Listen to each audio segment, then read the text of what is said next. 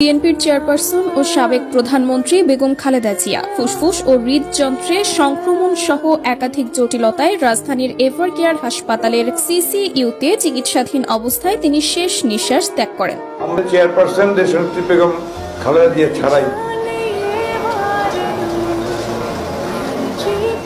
Sorry আপনারা একটু বন্ধ করেন।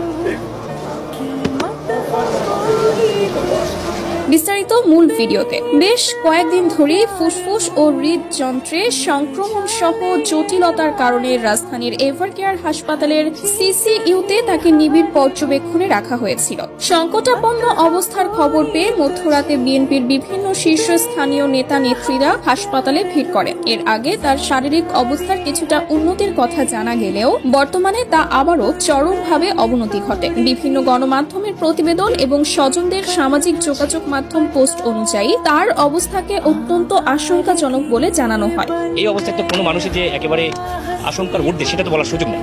এই বাস্তবতাটা তো আমাদেরকে মেনে নিতে হবে, সংকটাপন্ন সেটা মেনেই নিতে হবে। নিবিড় পর্যবেক্ষণে আছে আর কি, ইনশাআল্লাহ আল্লাহ তাআলা কাছে আপনারা দোয়া করবেন, দেশবাসীর কাছে দোয়া চাই, এটাই আর কিছু না, আমরা সবাই মিলে দোয়া করব। এদিকে বেগম খালেদা জিয়ার শারীরিক অবস্থার অবনতি দেখে বিভিন্ন রাজনৈতিক দলের নেতাকর্মীরা বলেন, রাজনীতি দল মত ও মতাদর্শের ঊর্ধ্বে উঠে আমরা তার দ্রুত সুস্থতার জন্য সবার কাছে দোয়া কামনা করছি।